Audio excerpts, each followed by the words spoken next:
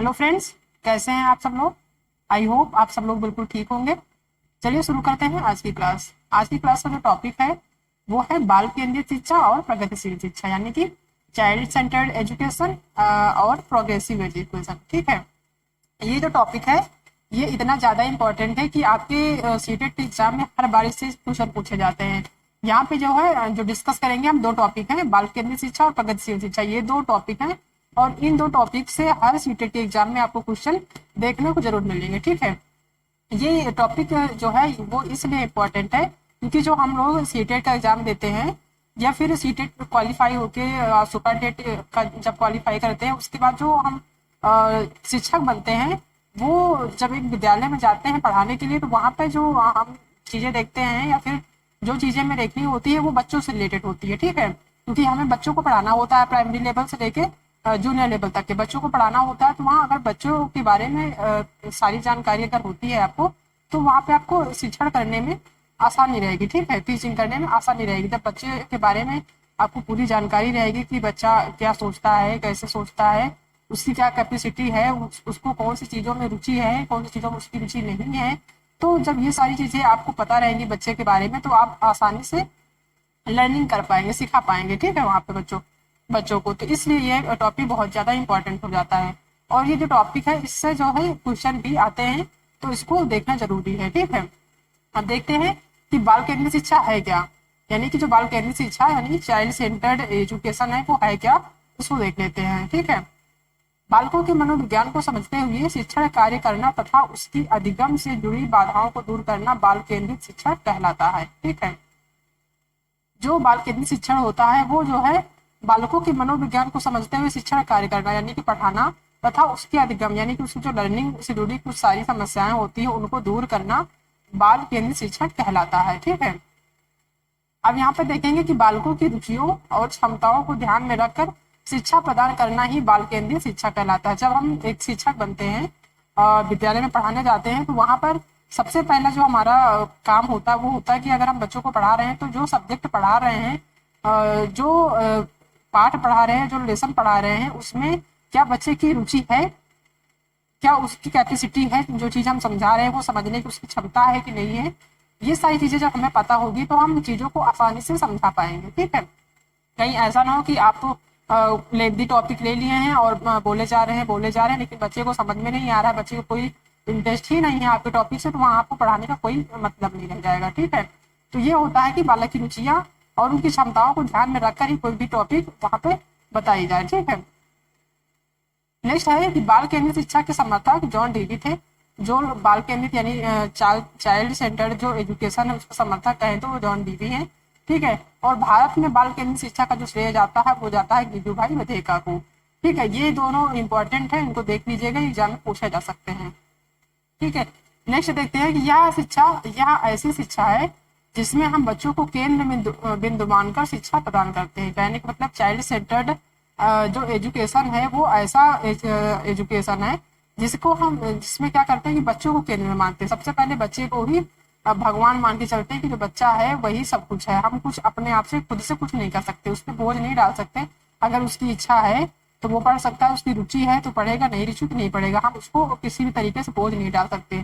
ठीक है, वहाँ जो है इस जो चाइल्ड सेंटर्ड है उसमें क्या होता है, बच्चे को केंद्र माना जाता है कि बच्चे को क्या पसंद है क्या नहीं पसंद है, वहाँ देखा जाएगा, अपनी चीजों को वहाँ पे थोपना नहीं होता है। ठीक है, ये होता है कि बच्चों को केंद्र में मानकर चलते हैं चाइल्ड सेंटर्ड में। जैसा कि देखने में लग रहा है ना, चाइल्ड सेंटर मीन्स जो बच्चा बीच में हो, ठीक है, मध्य में हो, केंद्र बिंदु हो। ठीक है, जब हम बच्चों को केंद्र में मानकर शिक्षा प्रदान करते हैं तो शिक्षा रुचिकर हो जाती है। ऐसा हमने देखा है कि जब हम विद्यालय में जाते हैं और वहाँ बच्चों से रिलेटेड चीजें जब समझाते हैं जिसमें उनकी रुचि है, जो वो समझना चाहते हैं, ठीक है, जो वो पसंद करते हैं, उन चीजों को अगर हम देख कर पढ़ाते हैं तो बच्चे ज्यादा आसानी से सीख पाते हैं। ठीक है, क्योंकि उनको उस चीज में इंटरेस्ट होता है और आसानी भी होती है चीजों को समझाने में जब उन्हें रुचि होती है तो। ठीक है, तो यही होता है कि जब हम बच्चों को केंद्र में मानते हैं तो मानकर शिक्षा प्रदान करते हैं तो शिक्षा जो है जो सीखने का अधिगम है, लर्निंग का जो प्रोसेस है वो रुचिकर हो जाता है। ठीक है, ये है आपका जो है चाइल्ड सेंटर यानी कि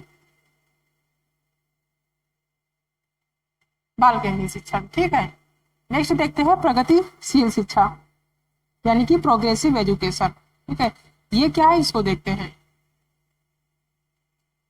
जब हम बच्चों को उनके इच्छाओं के अनुसार पढ़ाते हैं तो उनका शिक्षा का स्तर बढ़ जाता है, जिसे हम प्रगतिशील शिक्षा कहते हैं।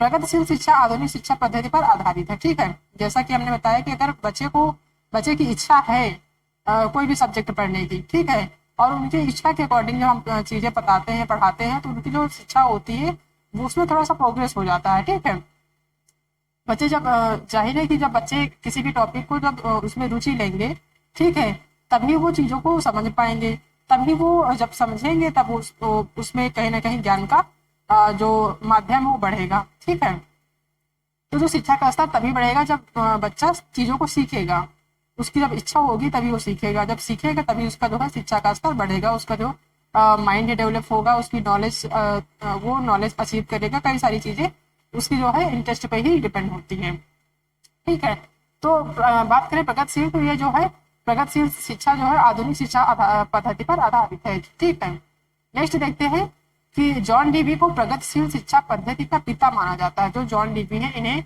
चाइल्ड सेंटर्ड यानी कि बाल केंद्रित शिक्षा और ये प्रगतिशील शिक्षा दोनों का पितामह माना जा रहा है, पिता माना जाता है जॉन डीवी को। ठीक है, ये एग्जाम में पूछा जा सकता है।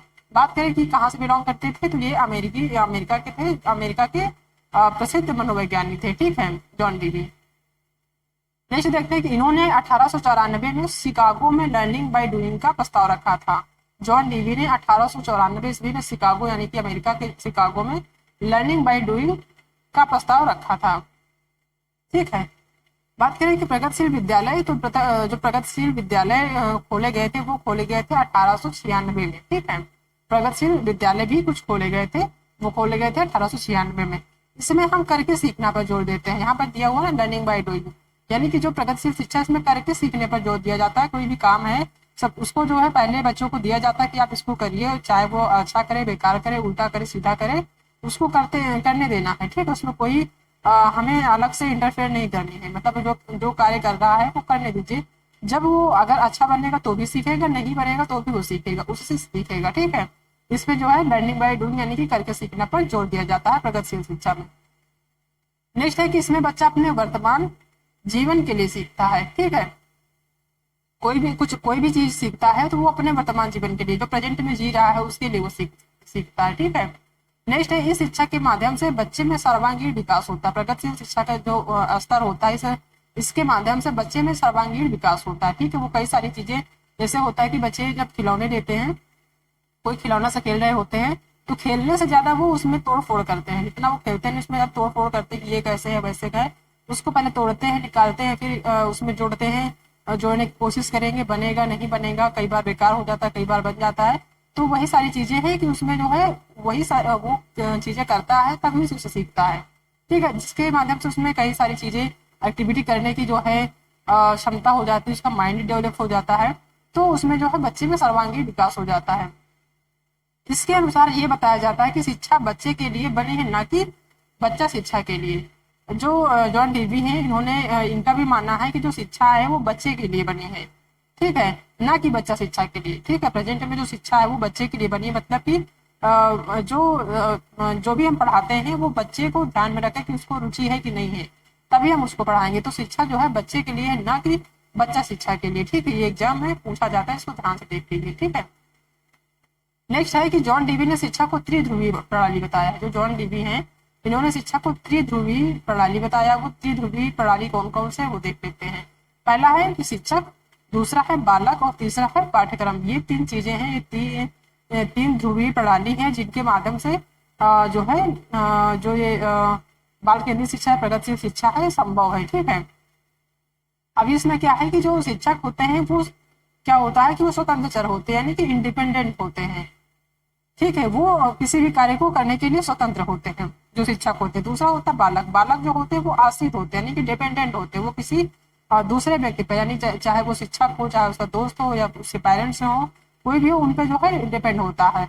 नेक्स्ट पाठ्यक्रम यानी कि करिकुलम, ये जो है मध्यस्थ स्तर होता है, जो कि शिक्षक और बालक के बीच में होता है। ठीक है, एक जो शिक्षक है वो बालक और पाठ्यक्रम जो जो हमारी पुस्तकें होती हैं या जो हमारा सिलेबस होता है उन सब चीज उनको लेकर बालकों को साथ में लेकर चीजें सिखाने की कोशिश करता है। यानी कि जो मध्यस्थ है वो पाठ्यक्रम माना जाता है। ठीक है, एग्जाम में पूछा जा सकता है कि जॉन डीवी जो ध्रुवीय प्रणाली है उसमें शिक्षा का क्या रोल है, तो वो इंडिपेंडेंट यानी स्वतंत्र चर होते हैं। सेकेंड है कि ये बालक जो होते हैं वो आश्रित चर यानी कि डिपेंड होते हैं किसी दूसरे पर। और तीसरा पाठ्यक्रम ये जो है मध्यस्थ चर माना जाता है। ठीक है, तो ये जो है जॉन डीवी की 3 ध्रुवीय प्रणाली है। ठीक है,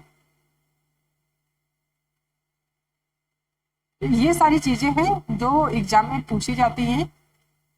ये टॉपिक काफी हद तक इम्पोर्टेंट है और इस टॉपिक से आपको के जो 2 से 3 क्वेश्चन आपको एग्जाम में देखने को मिल जाएंगे। ठीक है, तो इस टॉपिक को बिल्कुल भी स्किप नहीं कर सकते हैं, इस टॉपिक को ध्यान से देखेंगे, बहुत ईजी टॉपिक है। ठीक है, इसमें कुछ भी नहीं करना है, 102 बार आप देख लेंगे तो आपको आसानी से समझ में आ जाएगा। ठीक है, और इससे रिलेटेड जो क्वेश्चन का क्लास है वो हम नेक्स्ट वीडियो में लाएंगे, तो जितने भी क्वेश्चन बनते हैं किस टाइप के बनते हैं वो सारी चीजें आपको क्लियर हो जाएंगी। ठीक है, आई होप कि आप सबको आज की क्लास पसंद आई होगी। अगर क्लास पसंद आई तो वीडियो को लाइक करिए, अपने दोस्तों में शेयर करिए, और अगर आप चैनल पर नए हैं तो चैनल को सब्सक्राइब करना बिल्कुल मत भूलिएगा। मिलते हैं नेक्स्ट क्लास में, तब तक अपना ध्यान रखिएगा। ठीक है, थैंक यू।